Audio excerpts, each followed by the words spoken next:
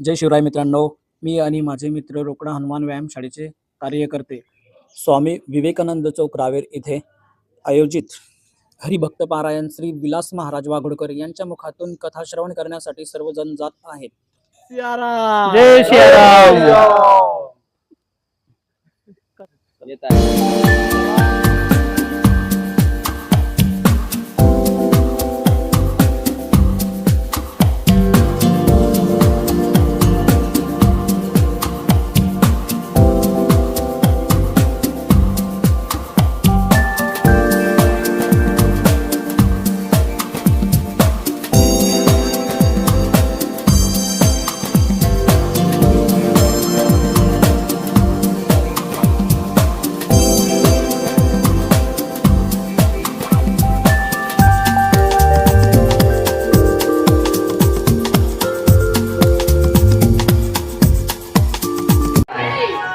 तर ते म्हणजे मूळ भागवत.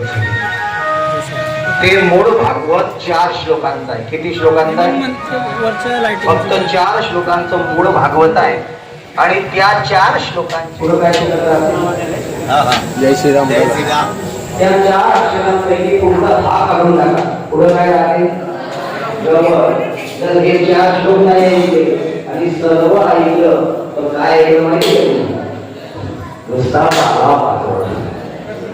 म्हणून सर्वात महत्वाचं हे 4 श्लोक आहे. ते लक्षात नाही का? आणि हे जर ऐकले तर संपूर्ण भागवत ऐकल्याचं श्रवण केल्याचं फळ मिळते. मी ते श्लोक म्हणतो, तुम्ही फक्त ऐका.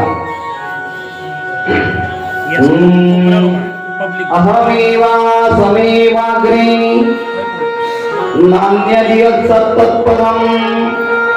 पश्चाशला मारतो आणि भक्ताला जवळ घेतो. त्यानं तर सर्वांना सारखं वागवलं पाहिजे. पण राक्षसांना मारतो आणि भक्ताला जवळ धरतो, तो तर विषम आहे. त्यावेळेस शुकाचार्याने सांगितलं, नाही बाबा, आमचा भगवान परमात्मा विषम नाही आहे, तो समच आहे, सर्वांना सारखाच न्याय देतो. अरे एखाद्या राक्षसाच्या कुळात जरी एखादा भक्त जन्माला आला तर त्याचं रक्षण आमचा परमात्मा करतो. याच्याकरता एक चरित्र मी तुला सांगतो. ते चरित्र म्हणजे भक्त प्रल्हाद चरित्र. ऐका. हिरण्याक्षाला महाराज भगवान वराहाने मारलं. वराह म्हणजे विष्णूचा अवतार होता. हिरण्याक्षाला मारलं आणि हिरण्याक्ष आणि हिरण्यकश्यप भाऊ, 2 भाऊ. आणि माझ्या भावाला देवानं मारलं, हा राग मनामध्ये धरला. आणि ज्याने माझ्या भावाला मारलं त्याचा मी एक दिवस काटा काढी. हा राग मनामध्ये धरून हिरण्यकश्यप देवाला मारण्याकरता, बलवान होण्याकरता मंदराच्या पर्वतावर गेला. ऐका करा.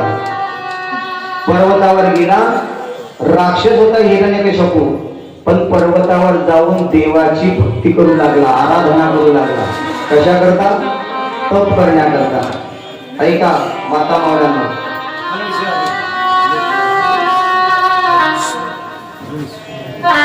गेला मंदिराच्या पर्वतावरती. एका पायावर उभा राहिला, एक पाय आडवा गेला. लक्ष देऊन कथा आहे का? महाराज एकाच पायावर उभा आहे, एक पाय त्या पायावर आडवा केलेला आहे, 2 हात वर केलेले आहे. तुम्ही घरी जाऊन उभं राहून पाहा, बरं उभं राहता येते. एका पायावर, दुसरा पाय आडवा. आणि दुसरा पाय आडवा झाल्याच्या नंतर ऐकताय तुम्ही कथा? अरे तुमच्याकडे झालं, तुम्ही जाताना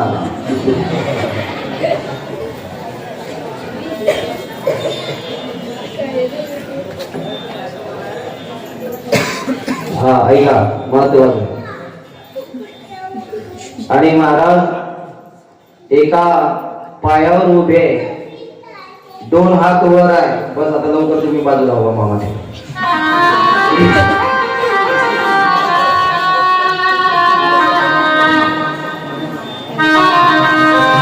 आणि महाराज देवाची आराधना करताय. कोणाची? ब्रह्मदेवाची. एका पायावर उभं राहून ओम ब्रह्मणे नमः, ओम ब्रह्मणे कितीतरी वर्ष हिरण्यकश्यपूने आराधना केली ब्रह्मदेवाची. आणि महाराज ब्रह्मदेव प्रसन्न झाले आणि हिरण्यकशिपूच्या पुढे आले. म्हणे हिरण्यकशिपा, मी तुझ्या भक्तीवरती प्रसन्न आहे, काय मागायचंय ते मागून घे. आणि हिरण्यकशिपू म्हटला, देवा मला द्यायचं असेल तर एक द्या. काय? मला अमर करा, अमर. देव म्हटले हिरण्यकशिपा, अरे मीच एक दिवस मरणार आहे तर तुला अमर कसा काय करू शकतो? अरे मीच अमर नाहीये बाबा, मीच एक दिवस मरणार आहे, मी तुला अमर करू शकत नाही. दुसरं काय मागायचं असेल ते मागून घे. आणि हिरण्यकशिपूने महाराज दुसरं मागायला सुरुवात केली. काय मागितलं लक्षात नाही का? म्हणे देवा तुम्ही मला अमर करू शकत नाही ना, मग एक द्या. काय द्या? तर महाराज वर मागितले हिरण्यकशिपूने. पहा देवा मला खाली मरण नको, मला वर मरण नको. देव म्हटले तथास्तु. देवा मला आत मरण नको, मला बाहेर मरण नको. देव म्हटले तथास्तु. देवा मला दिवसा मरण नको, मला रात्री मरण नको. देव म्हटले तथास्तु. देवा मला सजीवाकडून मरण नको, मला निर्जीवाकडून मरण नको. देव म्हटले तथास्तु. देवा मला शस्त्राकडून मरण नको, मला अस्त्राकडून मरण नको. देव म्हटले तथास्तु. देवा मला मनुष्याकडून मरण नको, देवा मला प्राण्याकडून मरण नको. देव म्हटले तथास्तु. देवा मला ब्रह्मदेवाच्या सृष्टीपैकी कोणाच्याही हातून मरण नको. देव म्हटले तथास्तु. देवा मला 12 महिन्यामध्ये एकाही महिन्यात मरण नको. देव म्हटले तथास्तु. एवढे वर मागितले ना, आणि देव तथास्तु म्हणत गेले. आणि हिरण्यकशिपूला असं वाटलं आता मला कोणीही मारू शकणार, आता मी काय झालो? अमर झालो, आता ताकदवान झालो. आणि महाराज तो घरी आला आणि त्याने फरमानच काढलं. काय फरमान काढलं?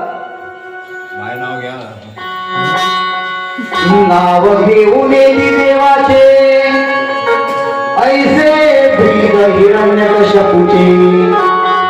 आणि महाराज फरमान काढलं की आजपासून माझ्या राज्यामध्ये कोणीही देवाचं नाव घेणार नाही. जर तुम्हाला नामस्मरणच करायचं असेल तर असं करा, ओम हिरण्यकशिपाय नमः असं म्हणा. देवाचं नाव माझ्या राज्यात चालणार नाही. आणि तुम्ही जर देवाचं नाव घेतलं तुमचं कलम करू तुम्हाला. आता मला सर्व घाबरले आणि घाबरल्याच्या नंतर यज्ञ बंद पडले, सर्व लोक घाबरले.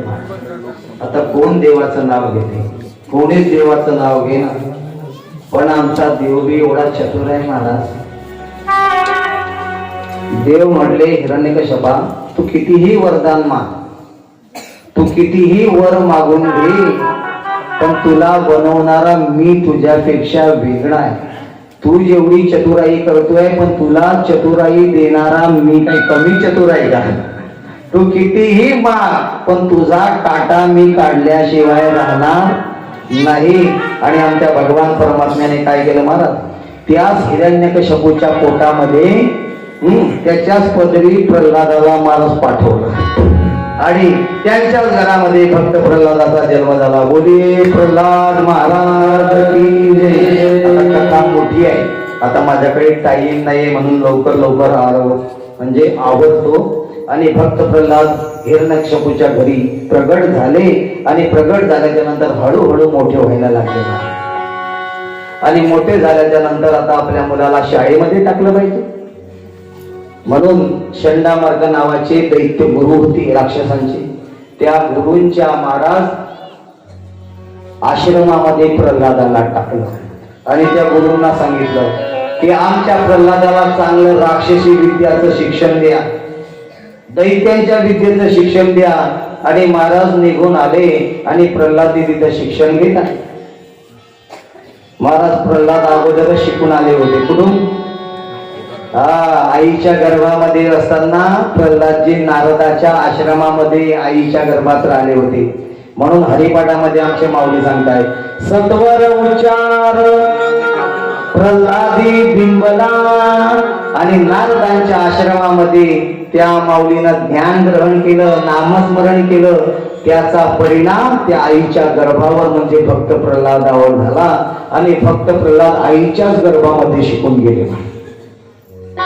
आणि इकडे शिक्षण चालू झालं, पण राक्षसी विद्येकडे लक्ष लागेल. आणि मग महाराज एक दिवस माझा मुलगा काय शिकला हे पाहण्याकरता हिरण्यकश्यपू गेले शाळेमध्ये आणि पोराला जवळ घेतलं म्हणे, बाळा प्रल्हादा काय शिकला रे? प्रल्हादजी म्हणताय, पप्पा मी काय शिकलो सांगू का? महाराज, श्रवणम कीर्तनम विष्णू स्मरणम अर्चनम वंदनम पाद सेवनम आत्मनिवेदनम.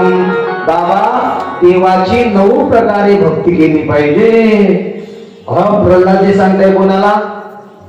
ज्यानं भक्ती बंद केली त्या हिरण्यकश्यपूला. बाबा, अगोदर देवाचं नामस्मरण केलं पाहिजे, श्रवण केलं पाहिजे, कीर्तन केलं पाहिजे, देवाला आठवलं पाहिजे, 9 प्रकारची भक्ती केली पाहिजे. म्हणे हे तुला कोणी शिकवलं? गुरुजीला बोललो, ओ गुरुजी इकडे या. माझ्या पोराला असं बिघडवलं तुम्ही? तुम्हाला काय शिकवायला सांगितलं? तुम्ही भलकाई शिकवलं? अशी विद्या शिकवली मी तुम्हाला? राक्षसी विद्या शिकवायला सांगितली?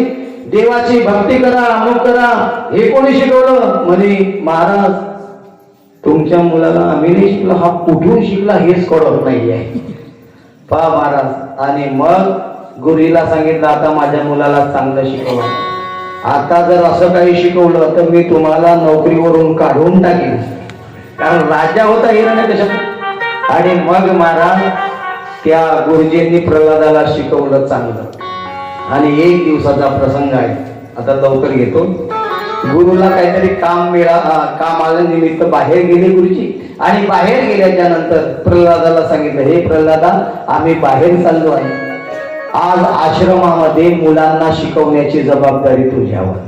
आम्ही हजर नाही आहे. आमच्या गैरहजेरीमध्ये कोणी शिकवायचं? पोरांनो तुम्ही शिकवा, पोरांना तू शिकव. आता मी जरा बाहेरून जाऊन येतो.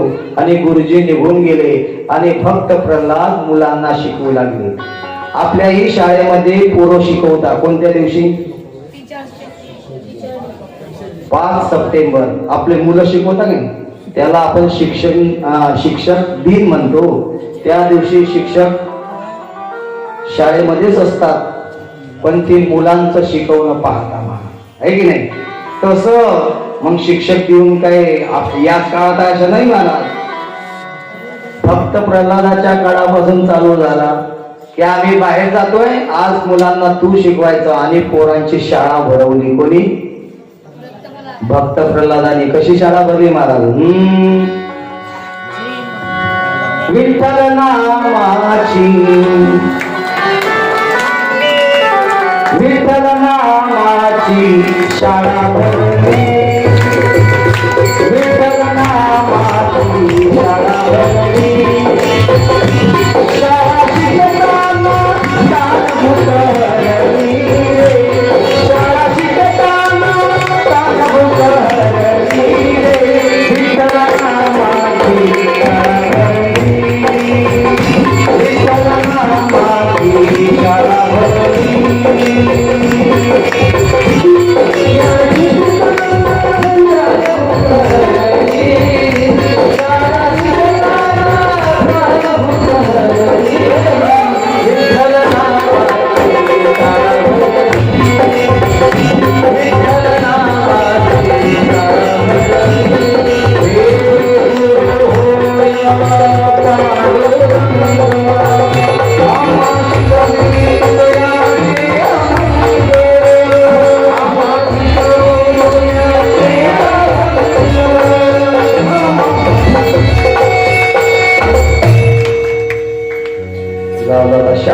शाळा सुटायची वेळ झाली, आता कुठे शाळा भरवत आहे की नाही? टाइम जास्त झाला.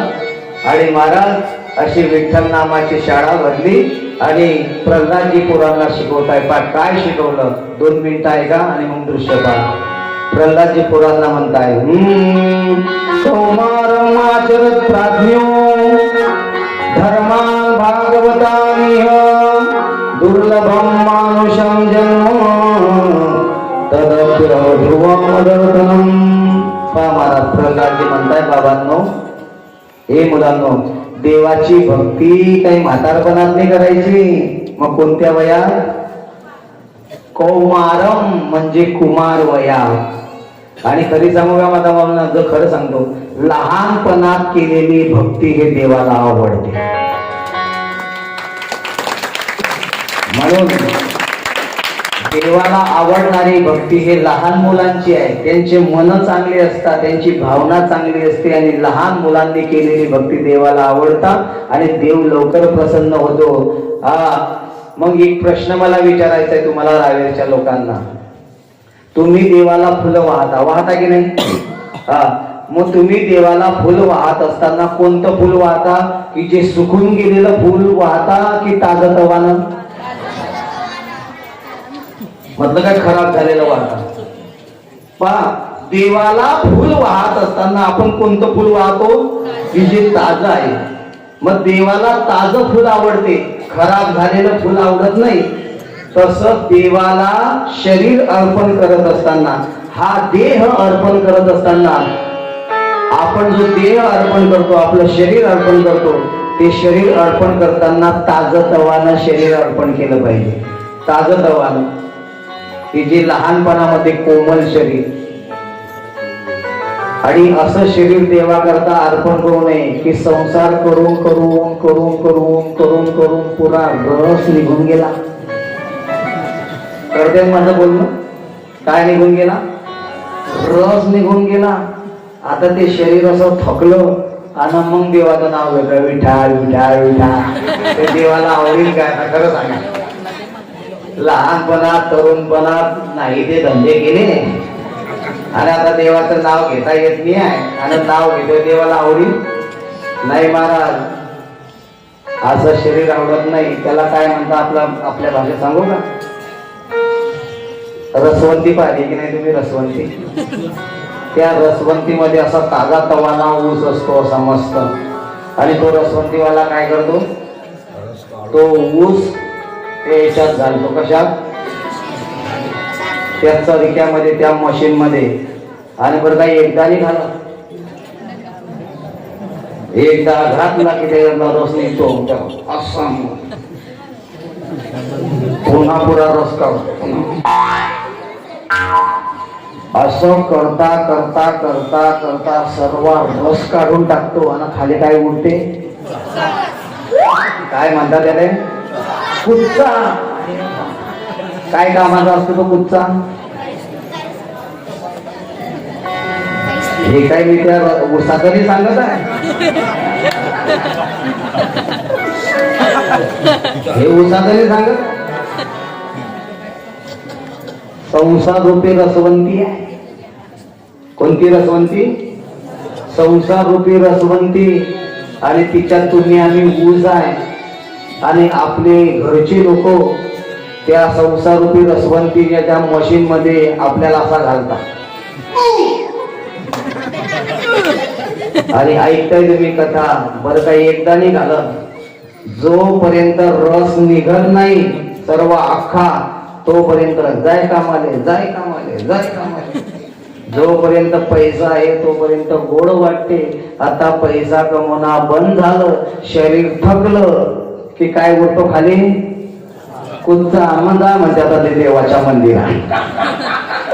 जोपर्यंत शरीर ताजतवान आहे तोपर्यंत कमवून आणा म्हणता. आता मला सांगा, कुच्चा झालेलं शरीर काही कामाचं आहे का? नाही. मग ते देवाला आवडेल का? नाही. म्हणून प्रल्हादजीचा काय उपदेश आहे मला? प्रल्हादजी देवाला पोरांना सांगताय, अरे बाबांनो, कुच्चा झाल्यावर भक्ती नका करू. कौमारम, कुमार वयामध्ये देवाची भक्ती केली पाहिजे. आणि कुमार वयामध्ये जर देवाची भक्ती केली नाही तर महाराज दुर्लभम मानुषम जन्मम, हा मनुष्य जन्म पुन्हा पुन्हा मिळत नाही. आणि या मनुष्य जन्माची जर सार्थकता करायची असेल तर देवाच्या भक्तीशिवाय होऊ शकत नाही. म्हणून देवाचं भजन जोपर्यंत जिवंत आहे तोपर्यंत करून घ्या. आणि जर एकदा का हा देह गेला की देवाचं भजन करता येणार नाही. त्याच्याकरता एक सुंदर भजन आहे, आपण 2 मिनिटं म्हणू. ओ पापी मन इको वाढव करले भजन बाद में प्यारे पछताएगा जब पिंजरे से पंछी निकल जाएगा जब पिंजरे से पंछी निकल जाएगा ओ पापी मन करले भजन ओ पापी मन करले भजन बाद में प्यारे पछताएगा जब पिंजरे से पंछी निकल जाएगा जब पिंजरे से पंछी निकल जाएगा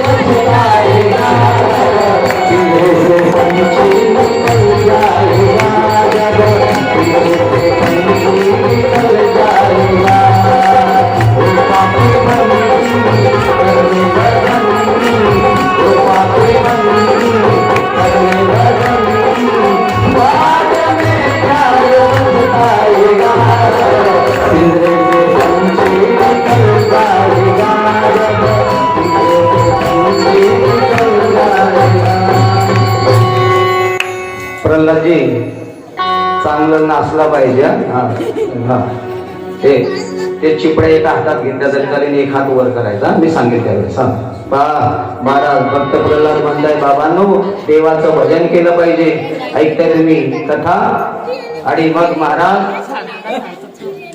भक्त प्रल्हाद म्हणता देवाचं भजन केलं नाही तर जन्म वाया जातो म्हणून बाबांनो भजन करा आणि मग भजन करण्याकरता सर्व जे असुर बालक होते राक्षसांचे पोरं त्या राक्षसांच्या पोरांना उठवलं प्रल्हादजीने म्हणजे चला आता भजन करायचं आहे नाचायचं आहे आपल्याला 4-5 पोरी उठा आणि गोल करा फक्त प्रल्हाद बस जास्त नाही गर्दी नका करू हा बस गर्दी नका करू प्रल्हादजी मध्ये नाचताय असुर बालक आजूबाजूला नाचता हा ऐका आता भजन चालू झालं महाराज आता कोणतं भजन प्रल्हादजी भजन करत होते सर्व पोरं भजनामध्ये दंग झाले हरी बोल हरी बोल हरी हरी बोल केशव माधव गोविंद बोल हरी बोल हरी बोल हरी हरी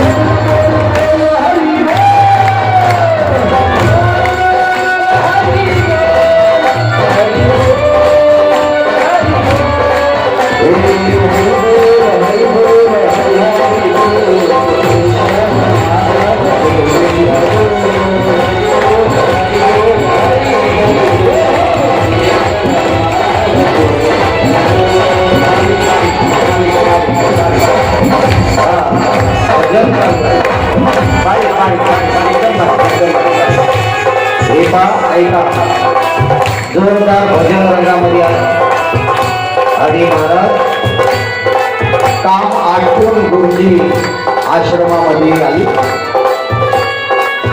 आणि बघितलं अरे बाप आश्रमात देवाचं भजन चालू होतं.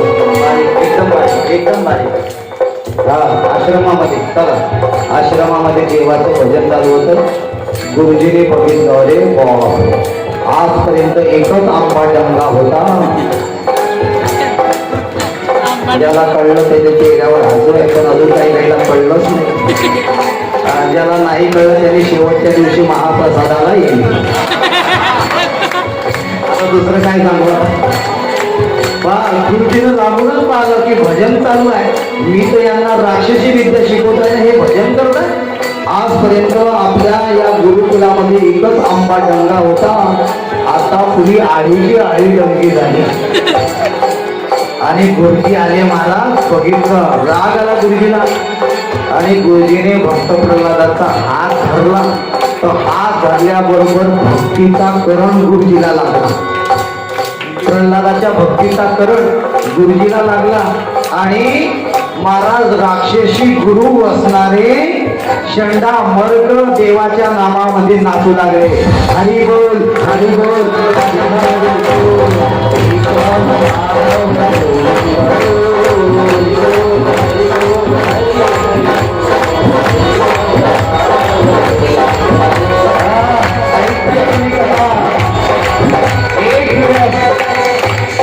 एक दिवस हिरण्यकश्यपूला असं वाटलं की माझा मुलगा काय शिकलाय जरा पाहुणी.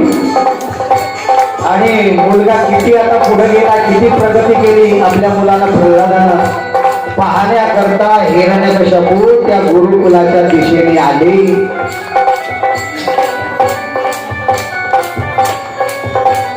हो ना हिरण्यकश्यपू. चला हिरण्यकश्यपूची एंट्री होईल आता गुरुकुलाकडे निघाले आहे. त्याला पाठवा त्यांना. कोण आहे हिरण्यकश्यपू.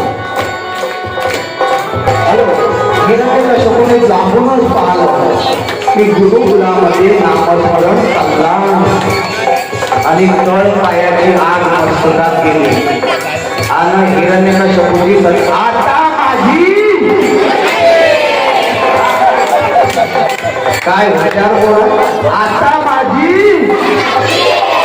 हिरण्यकश्यपूची सटकी मार. गुरुकुलामध्ये मी राक्षसी विद्या शिकवायला कोणाला पाठवलं आणि हे तर देवाचं भजन करताय. राग आला हिरण्यकश्यपूला आणि हिरण्यकश्यपू त्या मुलांमध्ये गेले आणि प्रल्हादाचा हात पकडला. प्रल्हादा बोल केलं भजन.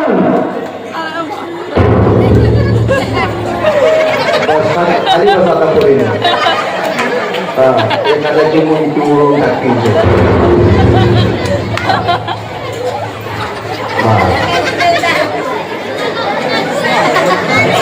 ऐका ऐका हात पकडला आणि भजन बंद. ऐका गुरुजी आले आणि गुरुजीने प्रल्हादाचा हात पकडला तर गुरुजीला भक्तीचा करण लागला आणि गुरुजी नाचायला लागले महाराज देवाच्या भजनात. पण तोच हात हिरण्यकश्यपूने पकडला पण हिरण्यकश्यपूवर काहीही परिणाम झाला नाही. का झाला नाही. कारण हिरण्यकश्यपूला करण लागला नाही. कशाचा. भक्तीचा. का लागला नाही माहिती का. कारण हिरण्यकश्यपू गेलेला बल्ब होता. आता गेलेला बल्ब किती होल्डर मध्ये लागला तर तो लागेल काय. तसा हिरण्यकश्यपू गेलेला बल्ब होता महाराज. भक्तीचा करण त्याला लागला नाही. म्हणे माझ्या कुळामध्ये जन्माला येऊन माझ्या शत्रूचं नाव घेतो. अरे तू माझ्या कुळाला कलंक आहे. आता मी तुला जिवंत ठेवत नाही.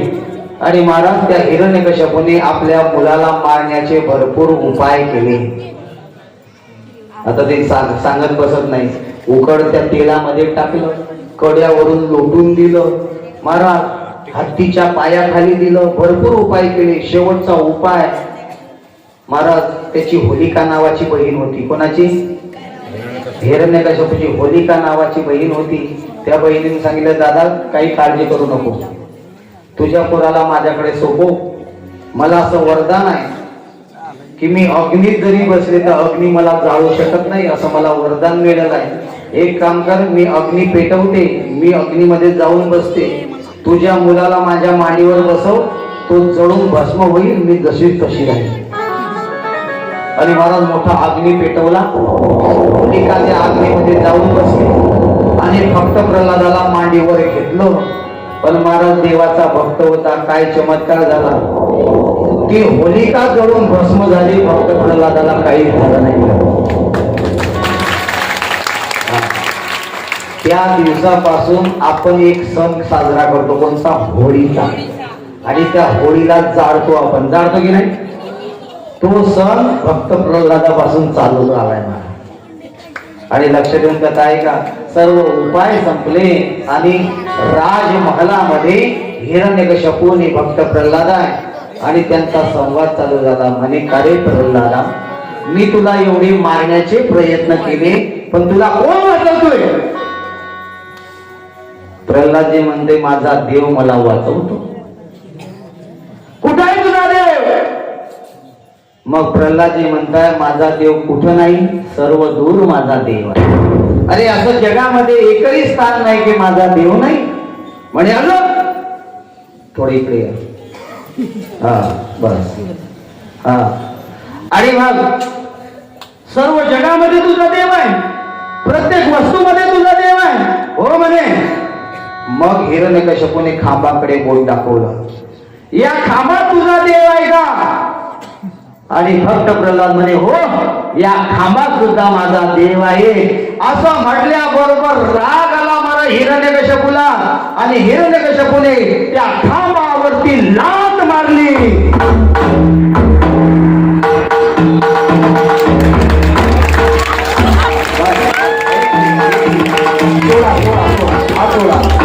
फिरा तिथं, फिरा फिरा, गुड गुड करा.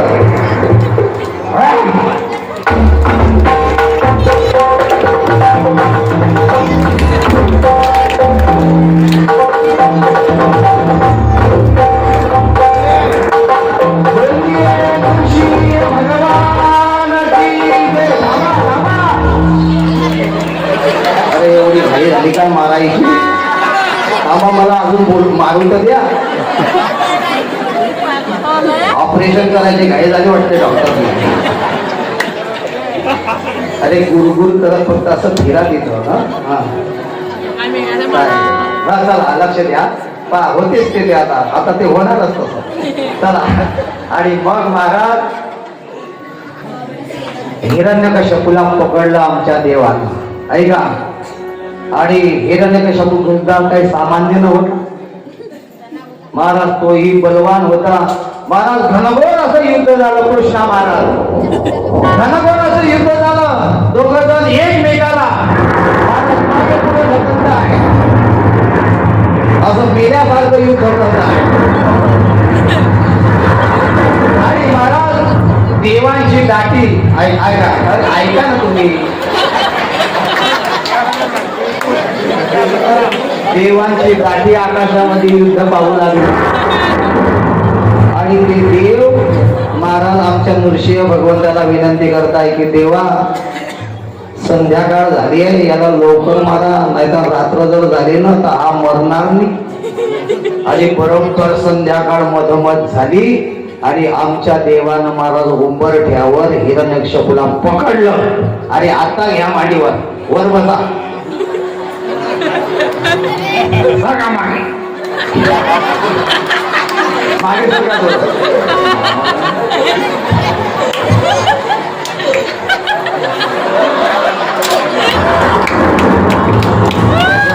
म्हटलं खुर्चीवर बसला, तुम्ही ऐकत बस बस जाऊ द्या. बस आता बस आता तुम्ही मामा तुम्ही बाजूला वाढला.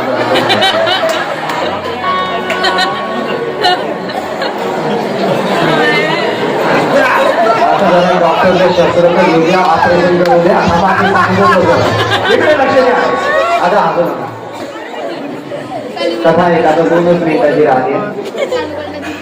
हिरण्यकश्यपूला मांडीवर पकडलं माणूस देवाने आणि हिरण्यकश्यपू देवाला म्हणाला, तुला माहिती का मला काय काय वर आहे का?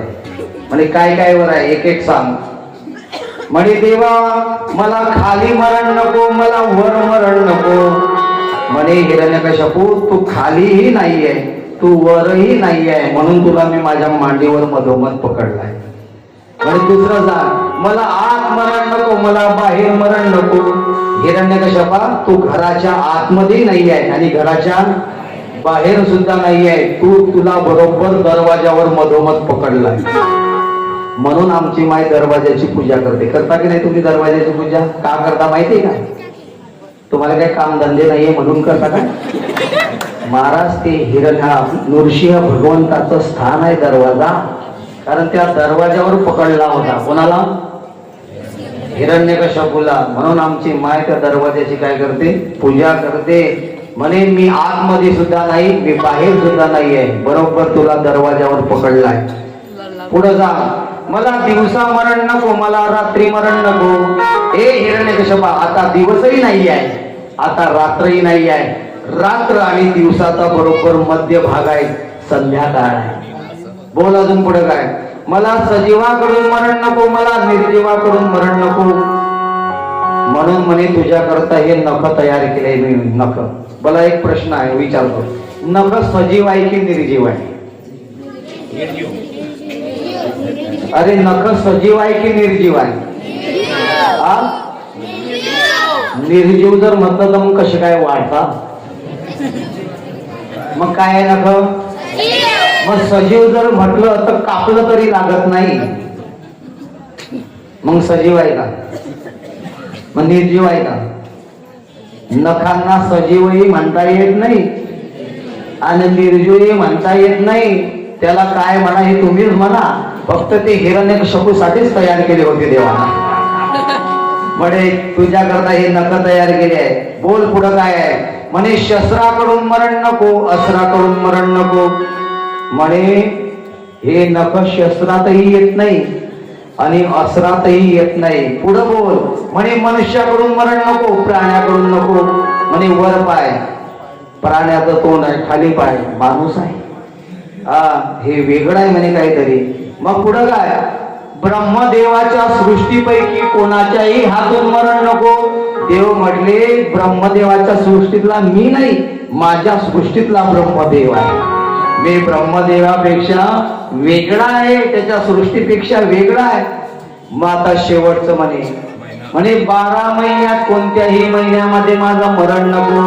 म्हणून हिरण्यकश्यपा तुझ्या करता अधिक मास निवडला आहे. हा तुझ्या करताच केलेला आहे महिना. आणि मग महाराज सर्व वचनांची पूर्तता केली आमच्या भगवान परमात्म्याने आणि आमच्या नृसिंह भगवंताने त्या हिरण्यकश्यपूच्या पोटामध्ये असे नख घातले आणि त्याचे आतडे बाहेर काढले महाराज.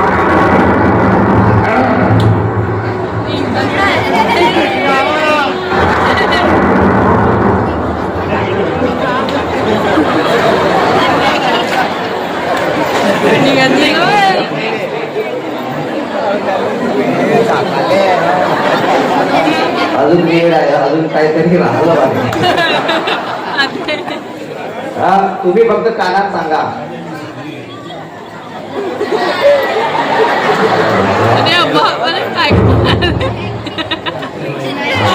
बस बस बस बस बस मारलं मारा हे कसं बोल.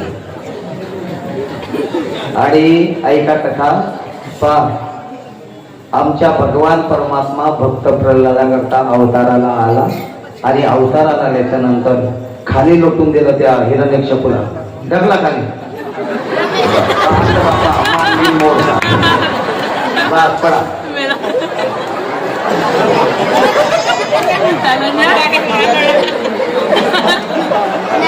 बस इकडे लक्ष द्या. 2 मिनिटं आहे.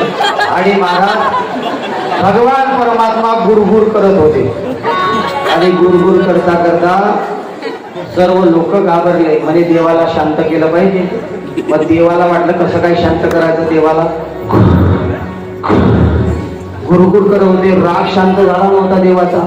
मग देवानं युक्ती केली. देव म्हटले बा माणूस कितीही गरम झाला, कितीही रागावला, तर बायको पुढं आली की तो थंडा गारच होतो म्हणजे. मग आता देव काही शांत होत नाही आहे, मग बोलवा लक्ष्मी मातेला. मग देवानं मारून लक्ष्मी मातेला बोलवलं आणि लक्ष्मी आली आरतीचं ताट घेऊन. लक्ष्मी माता स्वर्गातून आणि देवाचं तोंड तिकडे होतं, लक्ष्मी माता मागे. म्हणे जा ते तुमचंच गिराईक आहे, शांत करा म्हणे. अरे महाराज लक्ष्मी माता आरतीचं ताट घेऊन अशी पुढं गेली आणि देवानं अशी मान फिरवली.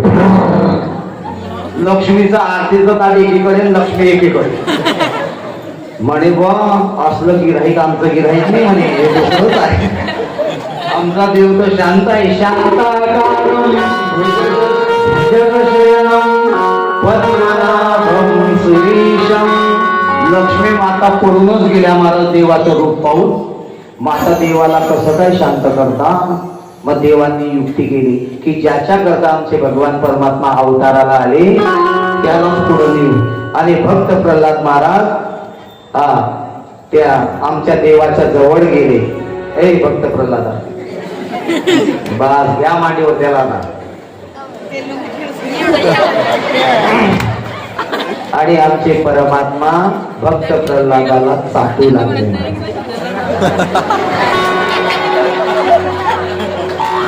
प्राण्याच्या रूपामध्ये. आणि प्राणी आपल्या मुलाला काय करतो, चाटतो. आणि देव बोलताय प्रल्हादा मला माफ कर बरं, गड्या मला यायला उशीर लागला. एवढी तू माझी भक्ती केली, एवढा त्रास सहन केला आणि मी तुझ्याकरता एवढा उशीर आलो. प्रल्हादा तूने माझ्यावर केलेली भक्ती आणि त्या भक्तीचं कर्ज माझ्यावर झालं, मला ते ऋण फेडता येत नाही. याच्याकरता देव बी हुशार पाहिजे बरं. लक्ष द्या. म्हणून महाराज भगवान परमात्मा म्हटले प्रल्हादा काही मागायचं असेल ते मागून घे. प्रल्हादजी म्हटले देवा मी काही व्यापारी आहे की भक्तीच्या बदल्यात मागू. कारण लोक आता मागायला लागले काय, देवा मी तुला एक तांब्याभर पाणी टाकीन. काही थांबा ना रे, या बाजूला आता जाऊ दे पटकन, झालेला वेळ. आणि मग महाराज चला जाऊ द्या. देवा मी काही मागत नाही, मी काही व्यापारी नाही, पण एक द्यायचं सिद्ध एक दे. माझ्या मनामध्ये कधी मागण्याची इच्छा होऊ देऊ नको. आणि भक्त प्रल्हादाला देवाने आशीर्वाद दिला आणि इथंच आपली कथा विराम पावली. एकदा जे गोष्ट करा मोठ्याने बोली बोली नरसिंह भगवान. असं प्रल्हादाचं चरित्र या ठिकाणी परिपूर्ण झालं. आपली भागवत कथा या ठिकाणी विराम घेते. जाता जाता महाराज देवाचं भजन होईल आणि भजनानंतर आरती होईल.